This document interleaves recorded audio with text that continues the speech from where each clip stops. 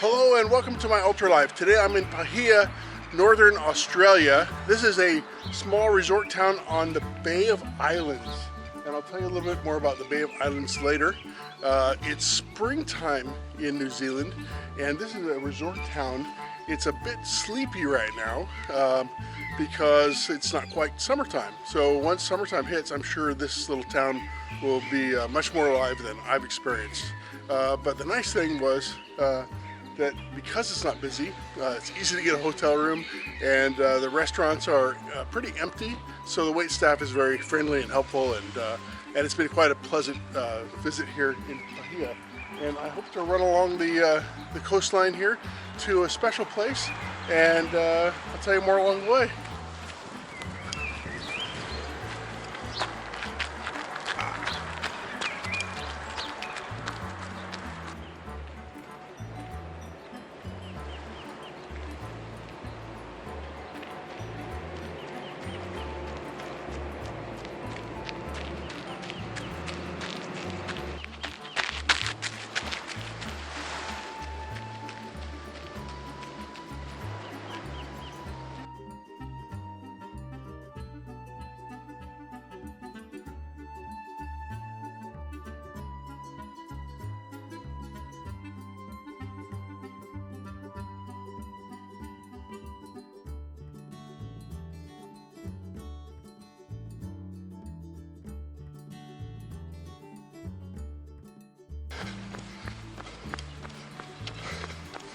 I almost didn't get up this morning, but I thought to myself, how many times are you in Paihia? And that was all it took. I mean, this is a beautiful spot, and why wouldn't I want to run out here and share it with you guys? Such a lovely morning. It's springtime, and it's been a lot of unpredictable weather conditions, a lot of rain and things. But today, the water is glassy smooth and blue sky. Couldn't ask for better.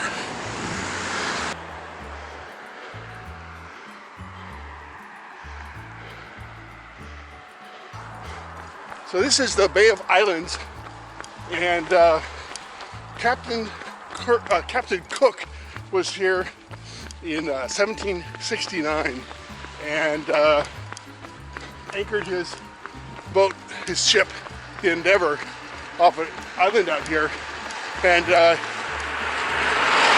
and his expedition pretty accurately mapped the whole coastline of New Zealand, and counted up to 150 islands out here in the Bay of Islands.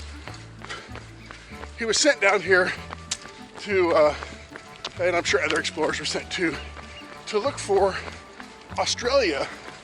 Apparently, Austra Terralis, or whatever it means, southern landmass. So the scientists at the time were convinced that if the Earth is round, there's so much landmass in the northern hemisphere, there has to be a offsetting weight to the south.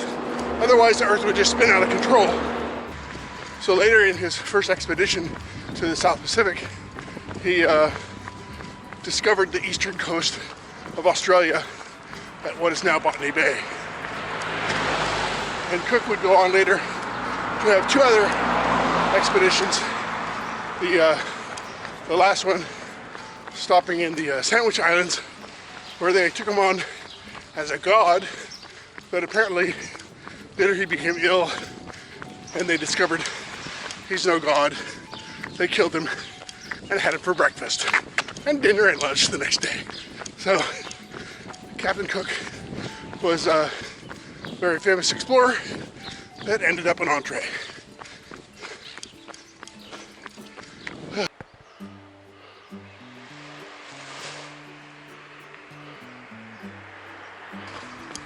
The other bit of American history I picked up out here, surprisingly, was that famous author Zane Grey, who wrote a lot of westerns in the early 1900s, became very wealthy as an author and was an avid sports fisherman.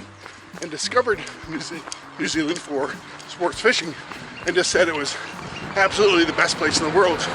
He loved it so much, he moved to an island out here called Urapuka,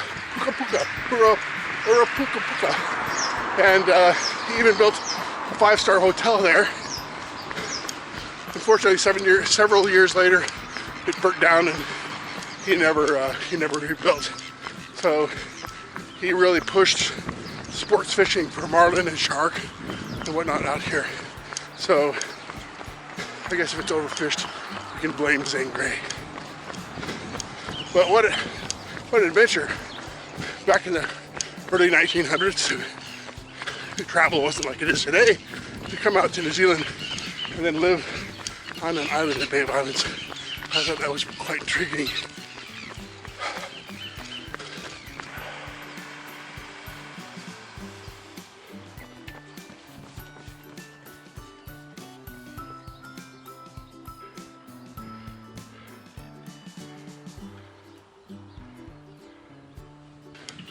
So once Captain Cook returned to Europe and showed everybody his maps of the New Zealand coastline, it was easy for anybody else to do the same, and so many other European explorers followed and started to move here and colonize New Zealand.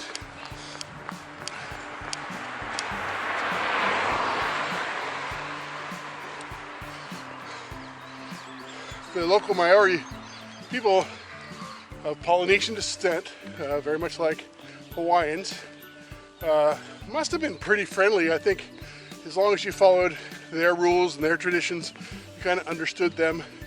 They were okay with you. Not to say there weren't difficulties and trouble, but in 1840, the chief and a bunch of Europeans signed the Waitangi Treaty. So the beautiful park here with a museum, and they have the treaty house, the carved treaty house still preserved here.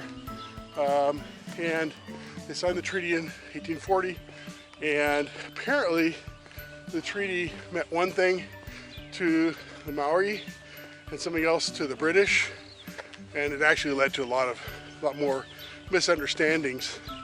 And in fact, there's an area out here in Bay of Islands called Assassination Cove, where a group of French explorers were fishing, and they'd already kind of disrespected the local chief on that island, and apparently the chief had put a tarpoo out in the water off this island, and a tarpoo apparently is a place where you don't fish. And the reason that you don't fish there was that the chief's son had died out in the water, and of course then the fish would eat his flesh, and you don't want to eat the fish who had eaten the human, so because then you're eating the human. So they put a tarpoo out there, basically a warning, don't fish here, and the French people fished there anyway, and apparently enjoyed eating the fish of his dead son, and so the chief was really upset and killed them all. Killed like 12 French people. Well, when the other French settlers heard of the story, of course they needed to retaliate, and they came out, and the French killed all 200 Maori on the island in retaliation for 12.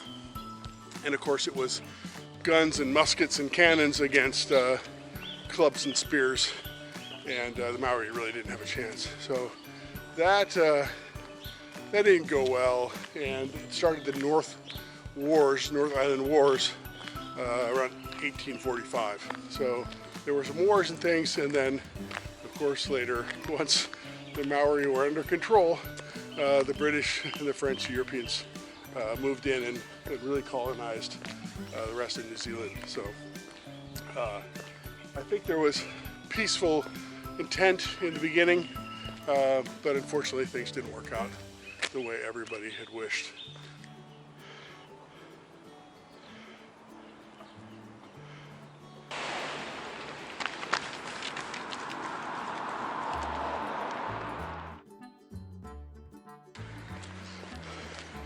I know I go on with my little history lessons and factoids and stories and whatnot, but you know, traveling is such a wonder. I mean, you could look at all the travel guides and look at all the pictures you want, but until you're here, you just don't know what you're going to find, what you're going to discover, what you're going to learn. You know, so I didn't know anything about Paihia. I didn't know Captain Cook had been here, and certainly didn't know all these little stories about the Maori and the French and Europeans. So, and then it's such a beauty, such a beautiful place with the Bay of Islands. And yesterday we went out to the hole in the rock and got to take the boat all the way through. It was really cool, really special. Thank God it was a wonderful, calm day, so the boat was able to glide slowly right through the hole. But if you can, get out and see the world. You never know who you'll meet. You never know what you see. Good morning. And I was reading a story about happiness in a scientific study. And happiness is really more based on experiences, what you've done, where you've been, rather than possessions and things. So it was like, can money buy you happiness? And I said yes, but only in one way, and that was through experiences, not in things. So I choose to travel.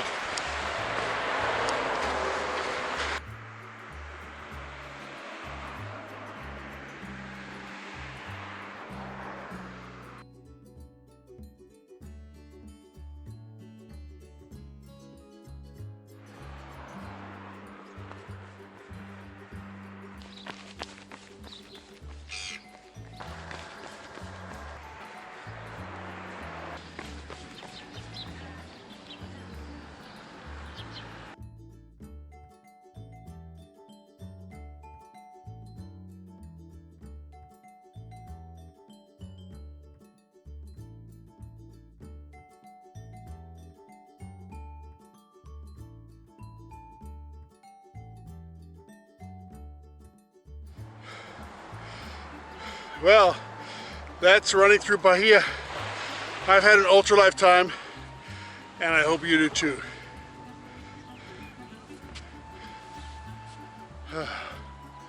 Beautiful morning.